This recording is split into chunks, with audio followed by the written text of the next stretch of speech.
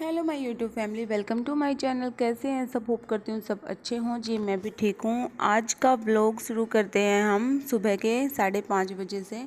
और आज की तारीख हो गई है 30 अप्रैल, दिन है आज मंगलवार।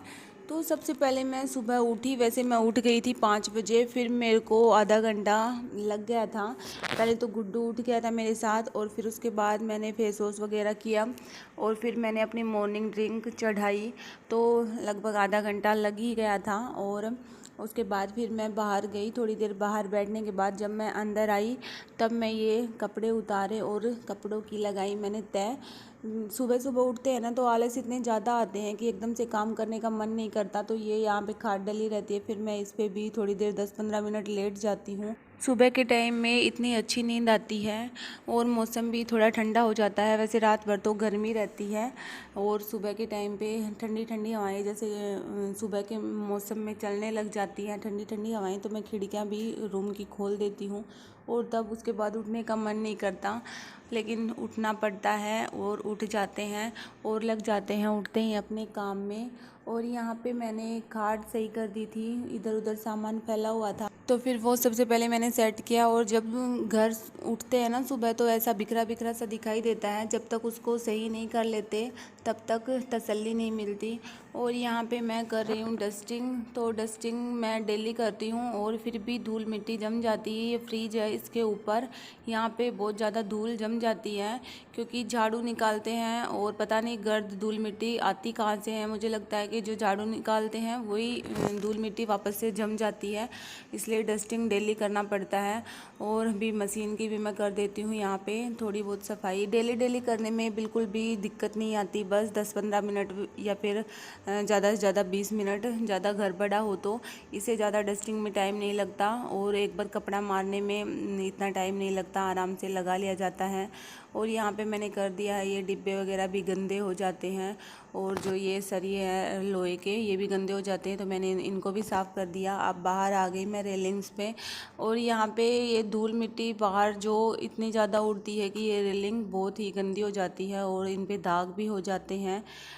ऊपर एक तो पानी गिरता है, जब हमारी टंकी भर जाती है तो ऊपर से पानी गिरता है तो फिर वो छींटे लग लग के गंदी हो जाती है, तो इसलिए इसको भी डेली साफ़ करना पड़ता है। और ये बाहर की जो खिड़की है ये भी मैं डेली साफ़ करती हूँ। और अब आज मैंने गेट भी साफ़ कर दिए।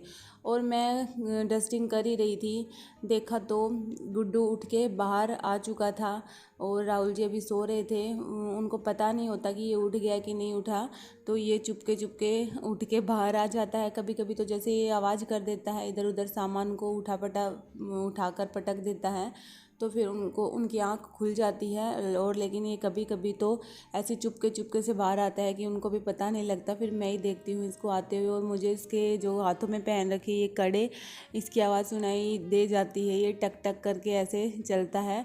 और फिर मैंने थोड़ी देर उसको लिया और उसको मैंने बाहर वॉकर में बिठा दिया, जब क्योंकि मैं बाहर झाड़ू ही निकालूंगी तब उसका ध्यान भी रख लूँगी। झाड़ू निकाली नहीं थी, मैंने डस्टिंग कर ली थी।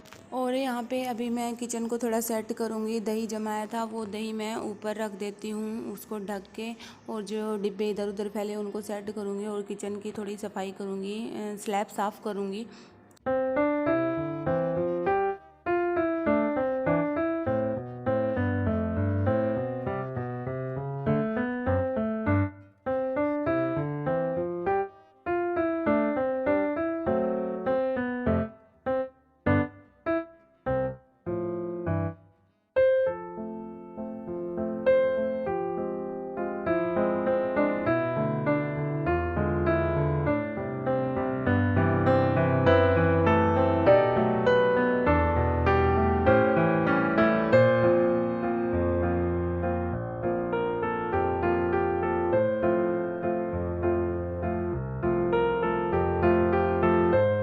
किचन की साफ़ सफाई हो चुकी थी, अब बारी आ गई है झाड़ू निकालने की। तो डस्टिंग करने के बाद झाड़ू निकालने में बिल्कुल भी जोर भी नहीं आता और टाइम भी नहीं लगता, क्योंकि आधी धूल मिट्टी तो उससे ही साफ़ हो जाती है।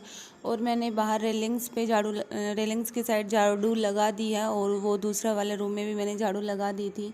अभी मैं यहाँ पे हॉल में निकाल रही हूँ।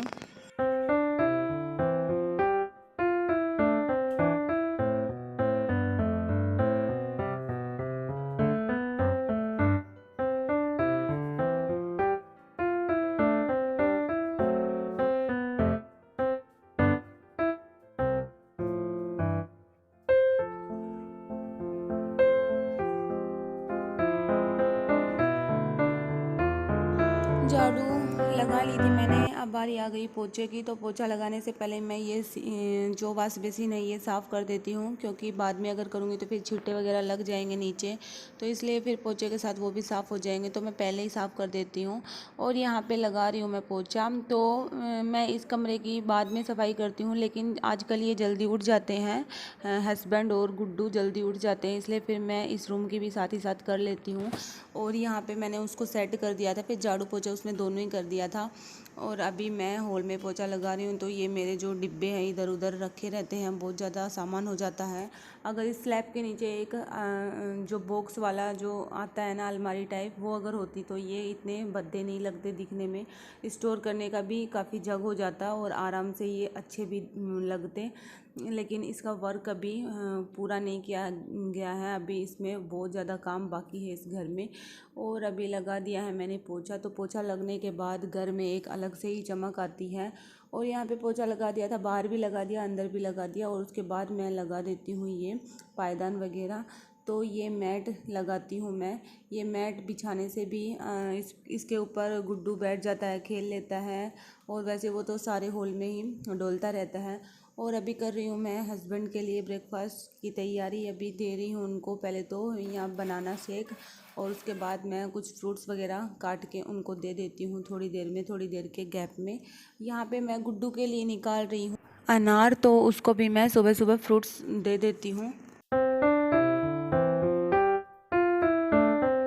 अभी आ गई है सब्जी की बारी। तो सबसे पहले मैं सारा काम वगैरह कर लेती हूँ, उसके बाद ही मैं सब्जी रोटियाँ बनाती हूँ।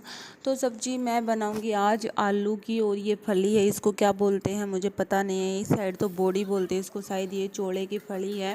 ये सब्ज़ी बहुत ही टेस्टी लगती है, आलू और इसकी सब्ज़ी बनाऊँगी। सुबह के जो 3 घंटे होते हैं ना, वो बस नॉन स्टॉप काम के ही लगे रहो, बीच में रुकना ही नहीं है, बीच में 10-15 मिनट बैठने का टाइम भी नहीं लगता, जल्दी जल्दी बस काम करना पड़ता है। और सब्ज़ी के बाद आज मैं बनाऊंगी चावल।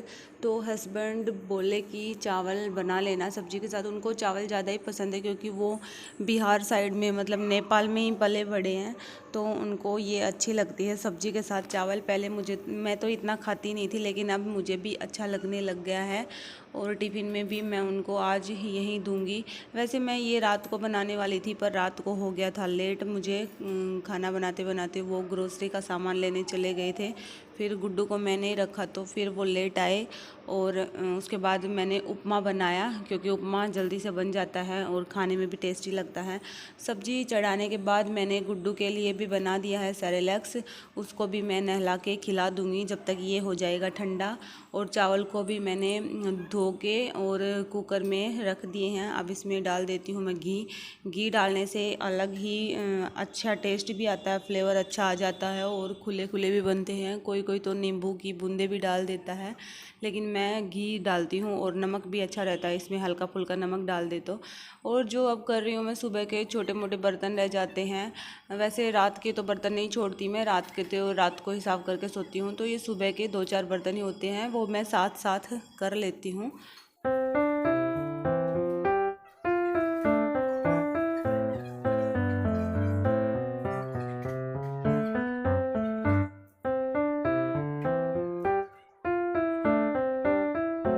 अभी यहाँ पे मिल रही हूँ मैं आपको नहाने के बाद पूजा करते टाइम। काम मेरा सारा कंप्लीट हो गया था, गुड्डू सो चुका था, उसको मैंने खिला दिया था सेरेलैक्स और उसको सुला दिया था। उसके बाद मैं नहा के आई, और अभी कर रही हूँ मैं मेरा पूजा पाठ। तो यहाँ पे पूजा कर ली है मैंने, अब देखती हूँ बाद में जो काम करूँगी आज, जो भी एक्स्ट्रा काम होगा वो निपटाऊँगी। गुड्डू तो सो ही चुका है, तो फिर 2 घंटे लगभग वो सो जाएगा, जब तक मैं अपना कुछ कर लेती हूँ काम। और यहाँ पे मैंने सूरज देवता में पानी डाल दिया। आज मैंने ये सूट पहना है जो मैंने आपको दिखाया था कि मैं मार्केट से लेके आई थी, तो काफ़ी दिन हो गए थे, इसकी लेगी मैंने मंगवाई नहीं थी, तो ये जैगिंग मैंने मीशो से ऑर्डर की थी। और देखो ये एकदम अच्छा है इसका कपड़ा सूट का। बाकी जैगिंग का तो ऐसा कपड़ा नहीं है कि हम डेली में भी पहन सकते। जैसे मतलब गर्मियों के हिसाब से कंफर्ट नहीं है, हम कहीं बाहर जाएं उसके हिसाब से ठीक है, हाँ पहन लो आके निकाल दो बस। क्योंकि मुझे तो एकदम सिंपल सोवर कपड़े पसंद है, जो मुलायम कपड़ा होता है, जैसे कॉटन कॉटन ही मुझे ज़्यादा अच्छा लगता है, ज़्यादा चड़क बड़क वाले कपड़े मैं नहीं पहनती। और यहाँ पे मैं कर रही हूँ, राहुल जी ग्रोसरी का सामान लेके आए थे, तो उसके लिए मैं लिस्ट से मैच कर रही हूँ कि क्या क्या सामान आ गया, अगर कोई सामान रह तो नहीं गया या फिर कोई आइटम वहाँ पे छूट तो नहीं गया। ये सामान लाने के बाद वो मुझसे हमेशा ये करवाते हैं, क्योंकि इससे पता लग जाता है, फिर नुकसान नहीं होना चाहिए। और यहाँ पे मैंने मंगवाए थे बादाम, अखरोट, मूंगफली, चीनी, ये सब सारी चीज़ें, ग्रोसरी का सामान मैंने मंगवाया था। और बादाम अब मैं पीसूँगी, जिसको दूध में मतलब उसको पीस के और फिर दूध में मिला के पियेंगे, प्रोटीन अच्छा मिलता है उससे और कमजोरी वगैरह भी दूर होती है। तो फ्रेंड्स, व्लॉग को यहीं एंड करते हैं। व्लॉग पसंद आए तो लाइक शेयर सब्सक्राइब कमेंट जरूर करना। मिलते हैं नेक्स्ट व्लॉग में। Bye bye.